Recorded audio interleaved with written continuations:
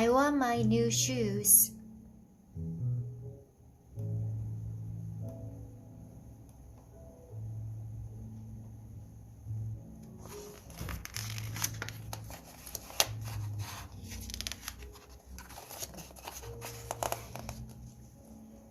The maid was having terrible trouble persuading the little princess to try on her new shoes.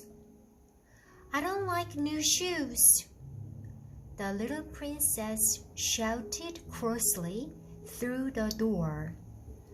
Don't be like that, soothed the maid. I know you will like them.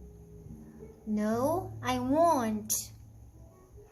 To the little princess's surprise, the maid popped her head through the bedroom window and smiled. They are really lovely.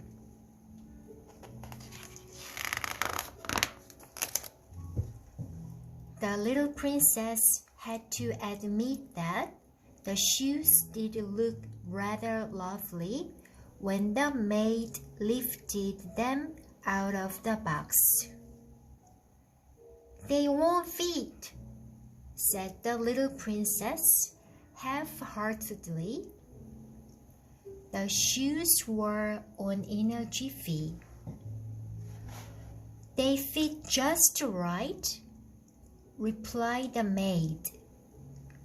The little princess gasped. The shoes were perfect. Pretty, she whispered. The maid nodded. And now they can go back in the box?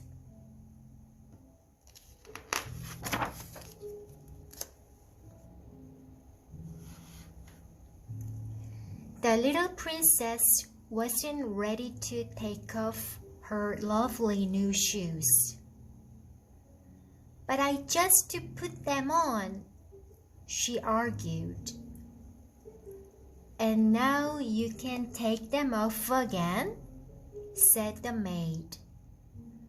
The shoes were for best only.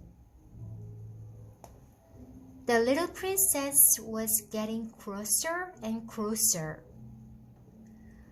I want to wear them, but stuttered the maid nervously. No! The little princess screamed so loudly. The maid ran straight outside to find the king.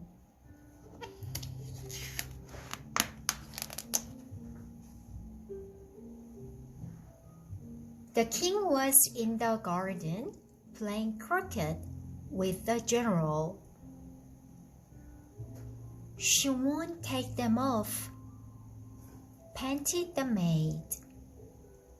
The king took aim, then hit the ball with his mallet. As they are her shoes, I suppose she can wear them. The ball bounced off several trees before plopping into the admiral's pond. But she will have to look after them, decided the king. She won't get another pair if she spoils this one.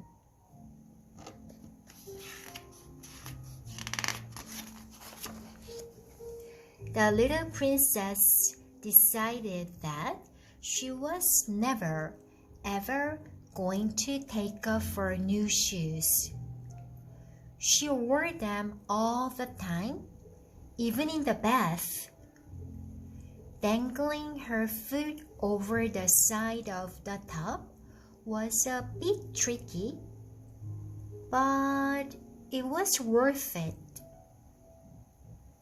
Even meal times were spent looking under the table at her two shiny feet. You must see what you are eating, shouted the chef, Is it told the foe? Is it told the foe? But the little princess just wasn't interested.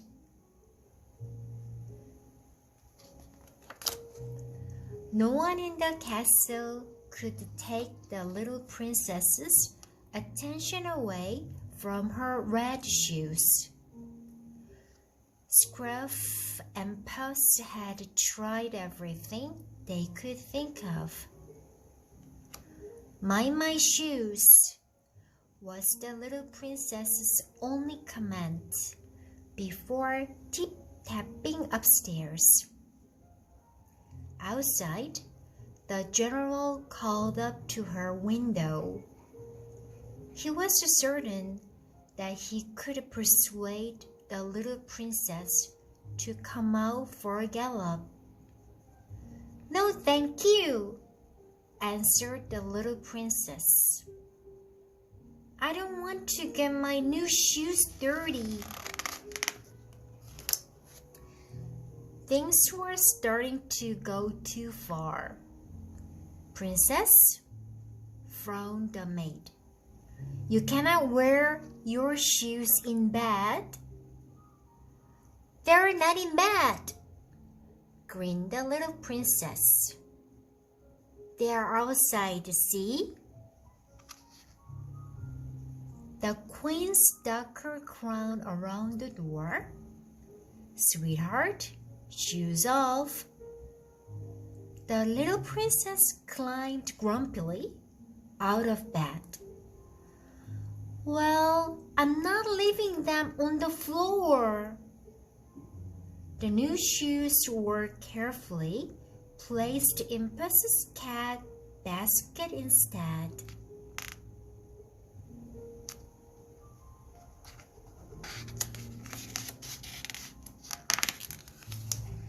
The next morning, the little princess craned out of her window to watch the others having fun in the castle grounds. She couldn't step outside in case her new shoes got spoiled.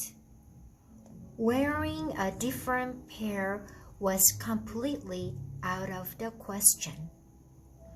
"I love them too much," the little princess whispered.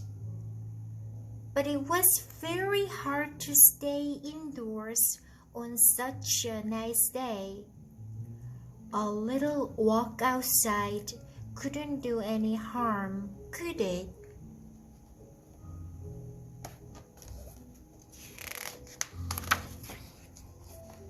The little princess trod very carefully.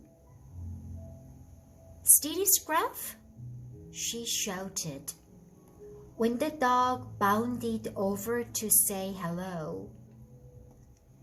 Keeping her new shoes clean had been really quite easy so far. Then the Prime Minister zoomed past on his tricycle. "Hello," he called over his shoulder before zigzagging all over the grass. The little princess laughed, then ran after him. The little princess rode her trike, played football, and went tree climbing. Unfortunately, there were some accidents on the way. "My washing!" cried the maid when the little princess's champion football kick swerved into the washing line. "All hands on deck!" cried the admiral when one of the little princess's shoes flew into the pond.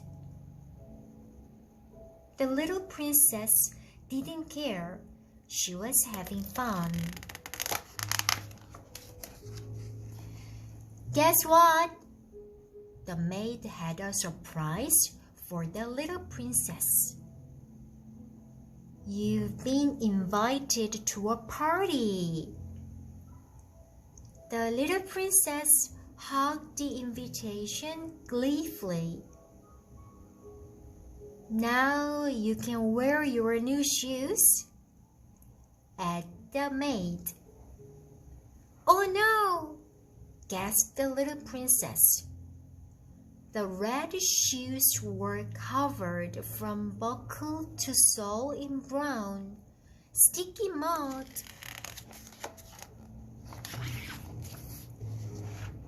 The shoes were ruined. The little princess sat with her head in her hands, staring sadly down at her toes. She could never go to the party now. The little princess got up and slowly walked inside. "Bye-bye, shoes," she whispered.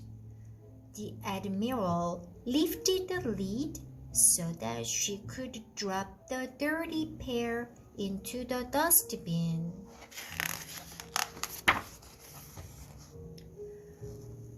"Look at all this lot," cried the maid, holding up the dirty washing. "Good thing mud washes off." The little princess stopped in her tracks. "Does it wash off everything?" The maid nodded. "Bit of elbow grease, be good as new." She looked down, but the little princess had disappeared.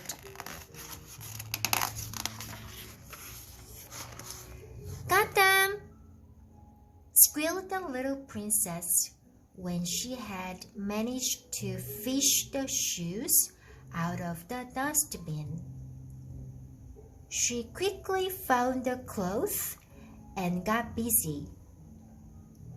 By the time the little princess had finished, the shoes looked as good as new. Now she could wear them to the party. The little princess thought for a moment. "No, parties are too messy." She began to giggle. "For parties, I've got